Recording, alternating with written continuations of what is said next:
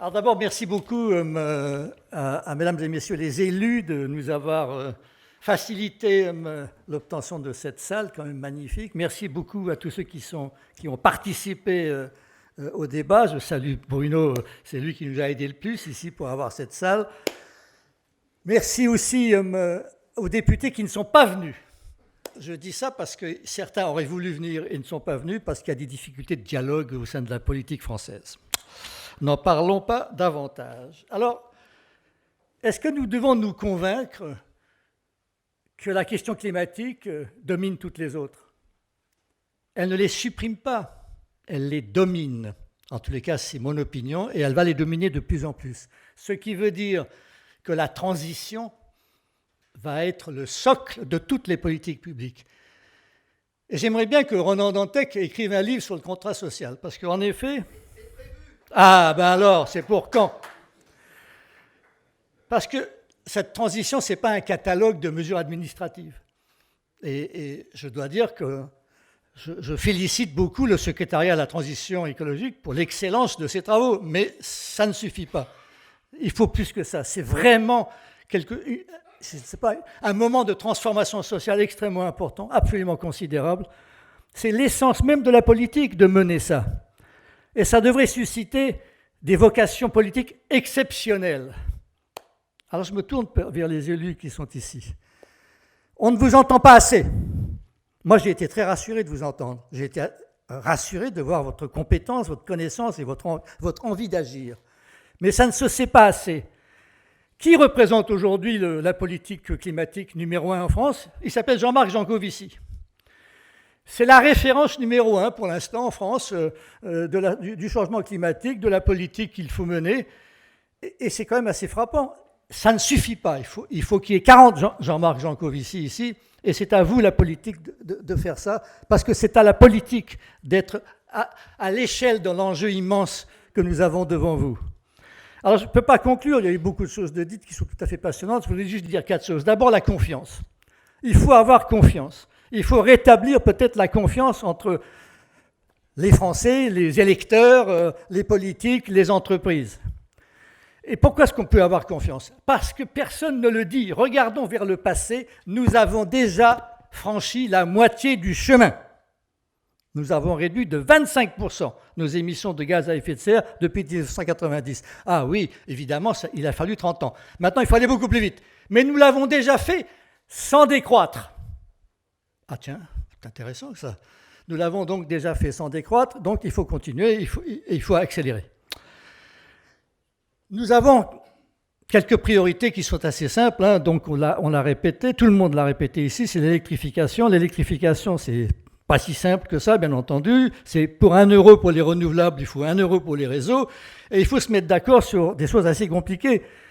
Je donne un exemple. Les Landes, ah mais c'est une forêt totalement artificielle. C'était un marécage. C'est Napoléon III qui a dit qu'il fallait mettre du bois pour drainer. Chaque fois qu'il y a un coup de vent, maintenant, il y a la moitié des arbres qui couchent. Et puis ça brûle. Et alors, avec beaucoup d'argent de l'Union européenne, on va replanter parce que c'est une forêt quand même, hein, c'est des arbres. Pourquoi est-ce qu'on ne met pas des centrales solaires? Les centrales solaires, il y a plusieurs manières de faire du solaire. Il y a sur les toits, les maisons, l'autonomie. Mais si on veut vraiment faire du solaire, c'est des grandes centrales de plus de 100 hectares. Et donc, il faut se mettre d'accord sur où on les met. Toutes les terres agricoles n'ont pas la même valeur.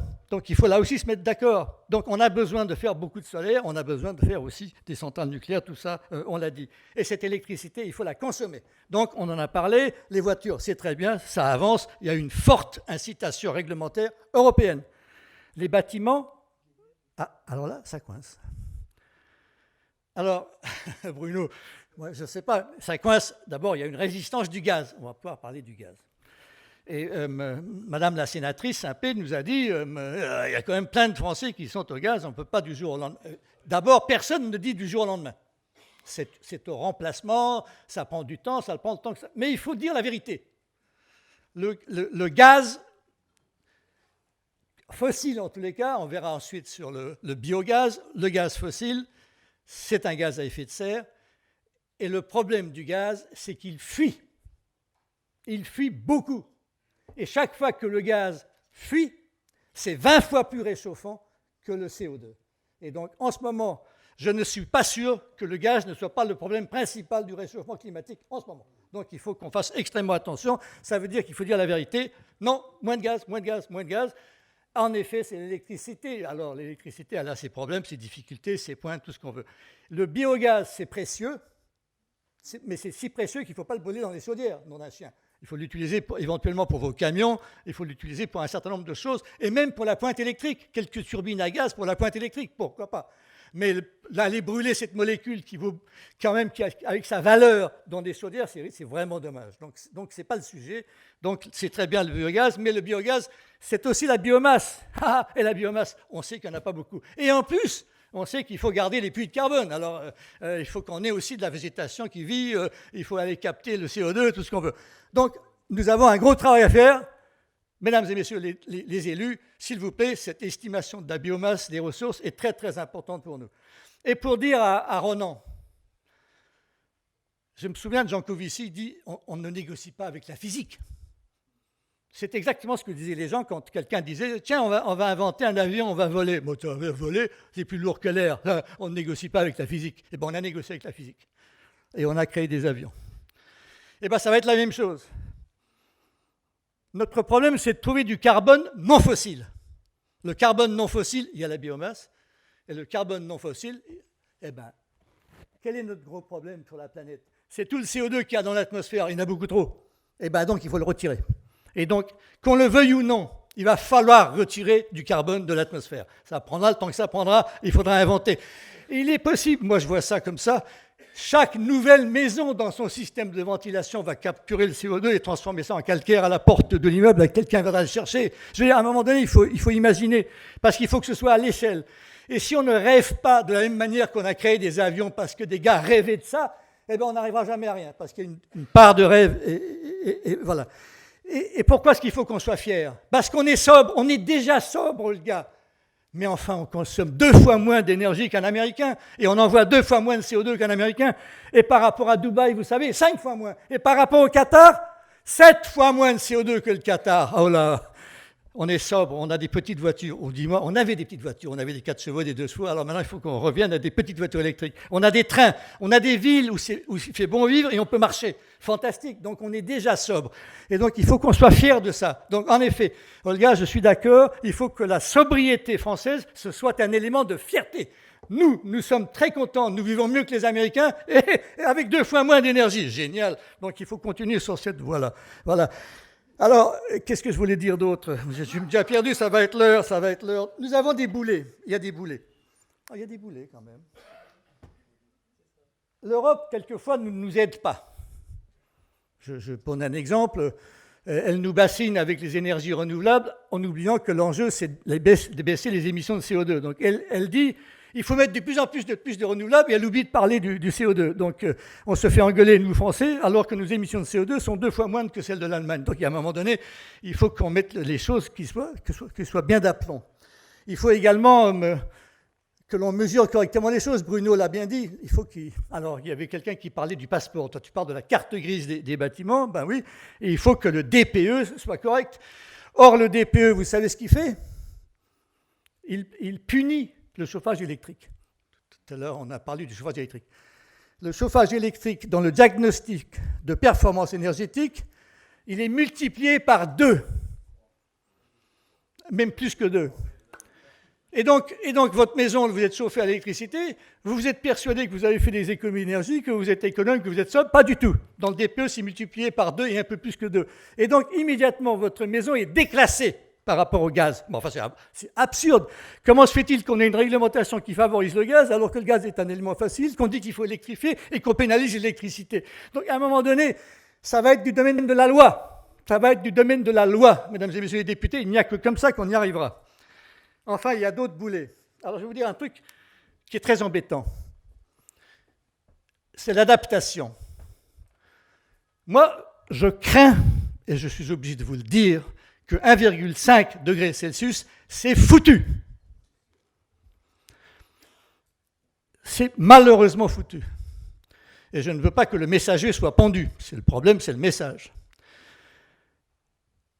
nous savons, regardez ce qui se passe un peu partout, nous savons, et là Ronan a raison, l'inaction va coûter horriblement cher, c'est terrifiant ce qui se passe. La mer ne cesse de monter, les tempêtes deviennent de plus en plus fortes, les sécheresses vont être suivies par des déluges, de toute manière c'est comme ça, on ne pourra pas faire autrement, donc il faut absolument faire attention à l'adaptation.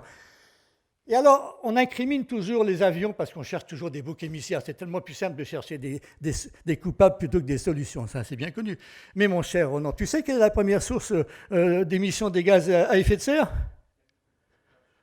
Non, c'est les chars d'assaut, les avions de combat, les camions militaires, tout le matériel militaire. Et en ce moment, on n'arrête pas d'augmenter nos dépenses militaires et on se prépare à faire la guerre un petit peu partout. Mais il faudrait qu'à Dubaï, le premier mandat de nos négociateurs soit de dire arrêtez les guerres. Arrêtez les guerres parce qu'on ne peut pas à la fois lutter contre le changement climatique et faire la guerre. Il faudra à un moment donné choisir. Donc, mesdames et messieurs, je ne veux pas vous embêter avec une note un peu triste à la fin comme ça, mais je pense qu'il y a un dernier point sur lequel je voudrais insister qui est un peu comment dirais-je, comment tu as dit, Bruno, un peu bizarre. Iconoclaste, merci. L'accord de Paris, que nous avons tous signé, que nous encensons, parce que c'était un magnifique moment, il nous demande d'atteindre la neutralité carbone, non pas en 2050, dans la seconde moitié du siècle.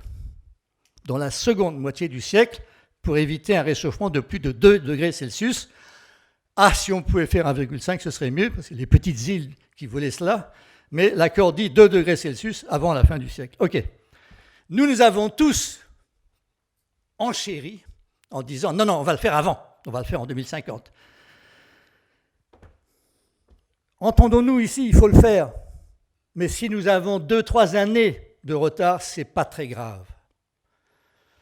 Ce qui serait très grave, ce serait d'avoir des objectifs irréalistes, de ne pas les atteindre, et ensuite de se faire complètement engueuler par notre peuple, qui dira vous nous avez dit que vous pouviez le faire, vous ne pouviez pas le faire, vous ne nous avez pas dit la vérité.